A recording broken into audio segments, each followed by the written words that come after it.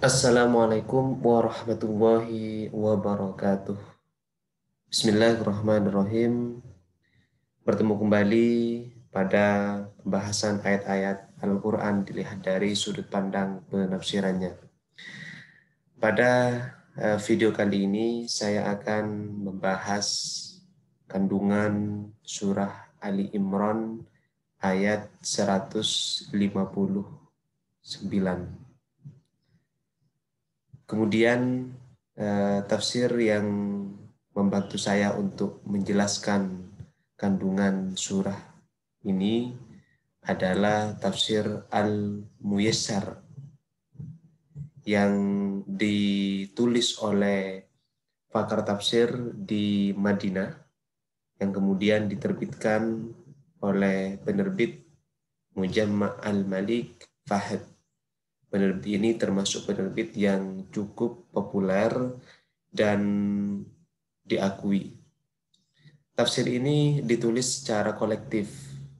Tentunya di sini banyak pemikiran-pemikiran para penulis atau para mufasir, beberapa mufasir yang ikut menulis, sehingga dari pemikiran-pemikiran tersebut itu dikelompokkan dan menjadilah satu buku tafsir Al-Muyassar di sini.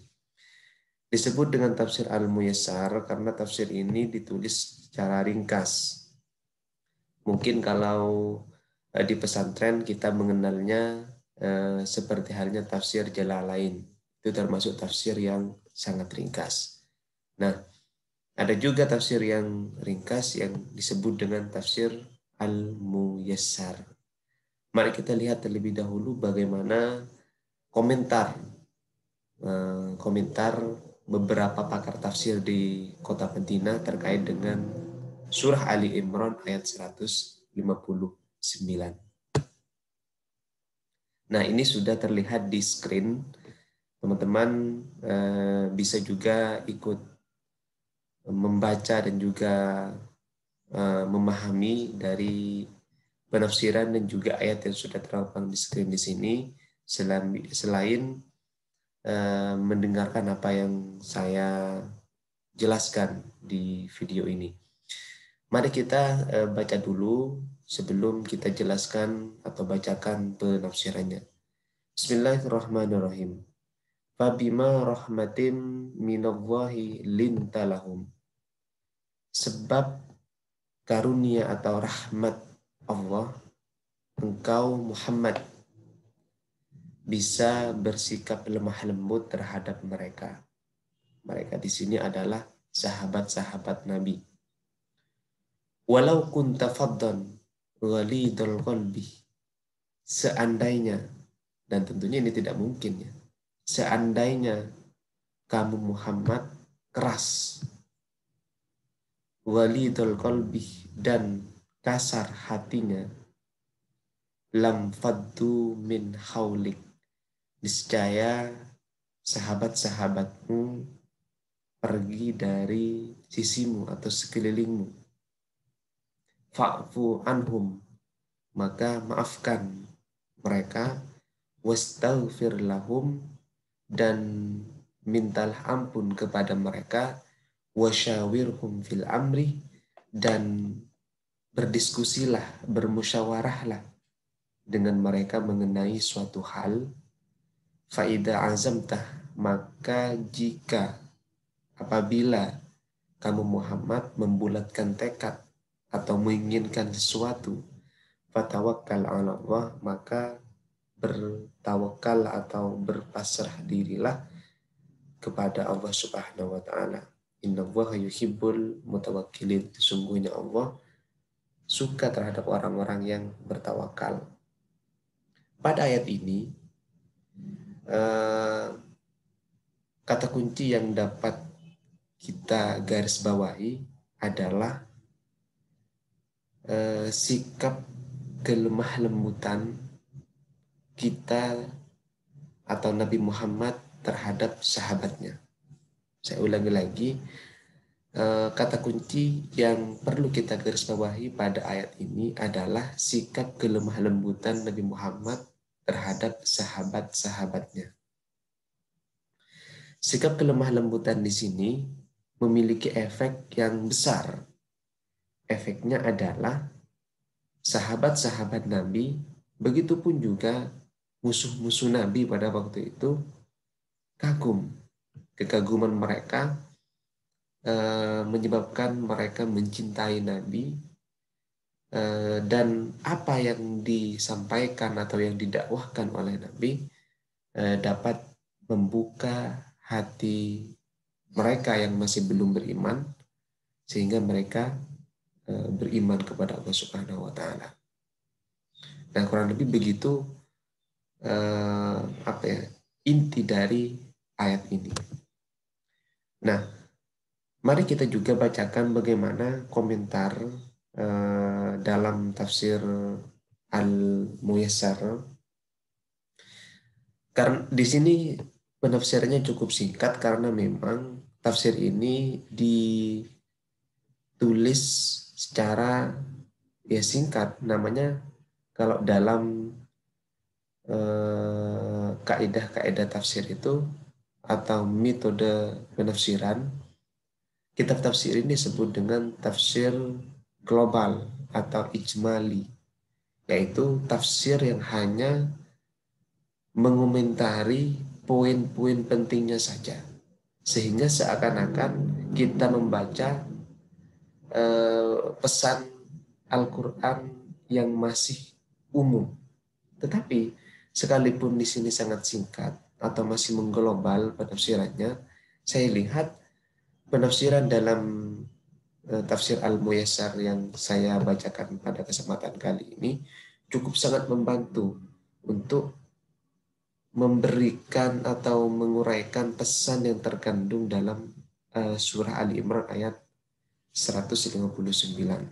Dan ketika saya perhatikan banyak pesan yang cukup memiliki relevansi apabila dihadapkan dengan persoalan-persoalan di era sekarang ini. Mari kita lihat terlebih dahulu.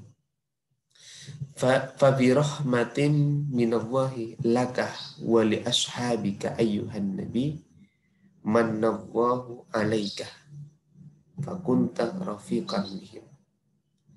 Sebab rahmat Allah yang dicurahkan kepada kamu dan sahabat-sahabatmu, wahai Nabi Muhammad, manallahu alaika, Allah mencurahkan rahmatnya kepada kamu, fakunta rafiqan bihim, maka kamu menjadi ramah kepada mereka. Rafiqon ini kalau dalam bahasa orang barat disebut dengan friendly. Friendly itu maksudnya dia ramah dan berteman dengan orang. Tidak hanya berteman tetapi juga ramah. Tidak hanya ramah tapi juga berteman, kalau begitu. Jadi Nabi Muhammad ya begitu. Dia berteman dengan siapapun, baik dengan orang yang beriman, bahkan dengan orang yang tidak beriman juga. Bahkan Nabi Muhammad ramah kepada siapapun, termasuk kepada sahabat-sahabatnya sendiri atau kepada musuh-musuhnya. Sehingga dari saking ramahnya Nabi Muhammad terhadap musuh-musuhnya, mereka sangat kagum ketika Muhammad itu hadir, ketika Muhammad itu datang, bahkan ketika mereka berpapasan dengan Muhammad.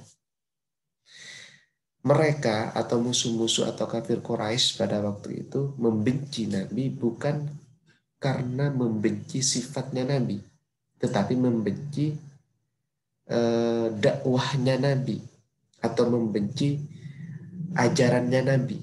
Jadi kalau soal ajaran ini nggak ada kaitannya dengan sikap.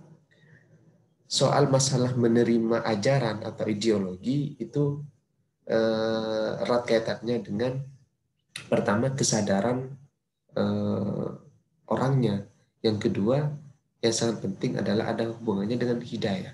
Jadi orang yang membenci Nabi pada waktu itu bukan karena sikapnya Nabi yang keras, kasar, apalagi ya, bejat, tidak.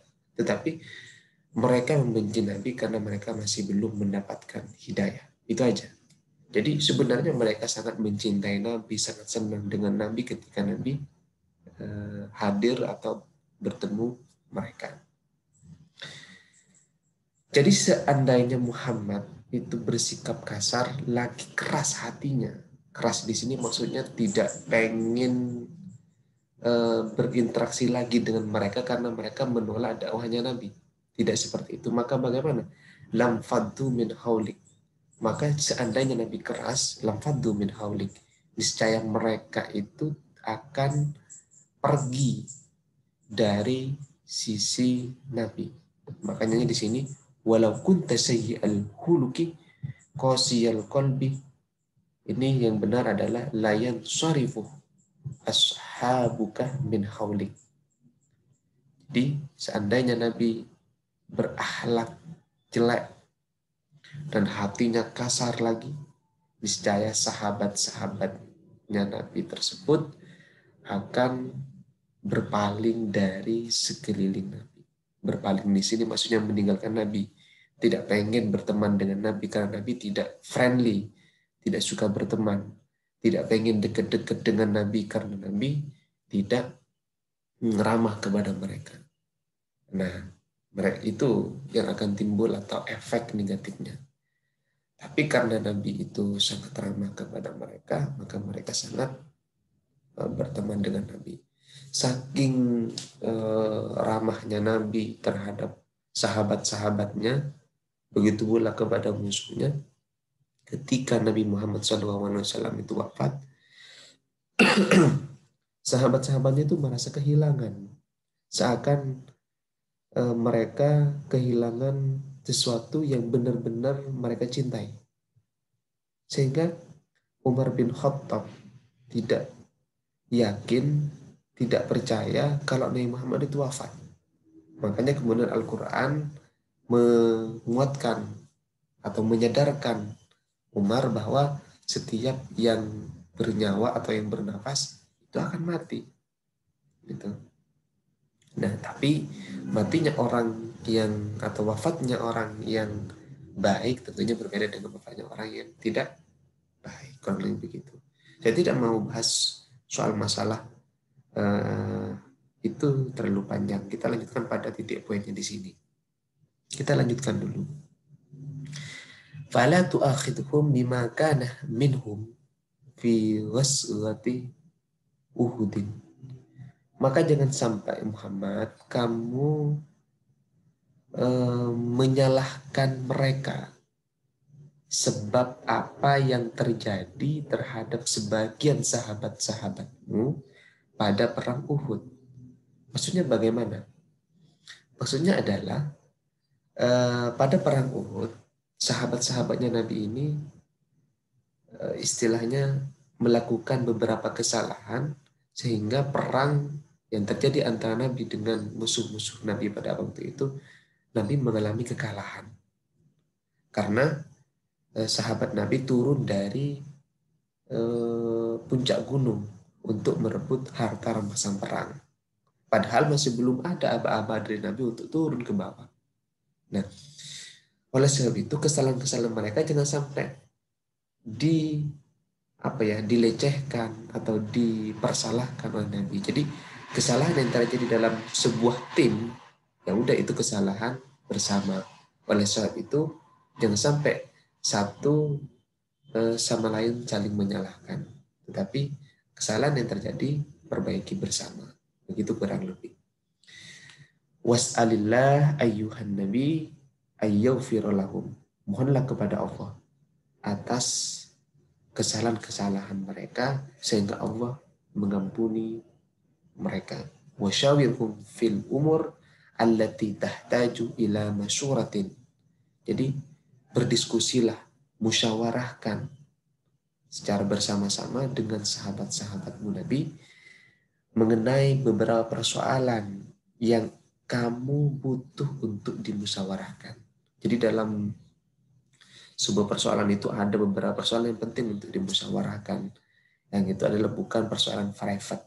Jadi silakan musyawarahkan Karena dengan musyawarah itu akan menghadirkan banyak pendapat, dan dari pendapat yang berbeda-beda di sini kita bisa satukan, kita bisa pertemukan sehingga jadilah pendapat yang baik lagi kuat. Faida azamta ala amrin minal umur ba'dal istisyara fa'amdihi fa'amdihi mu'tamidan ala Allah wahdah.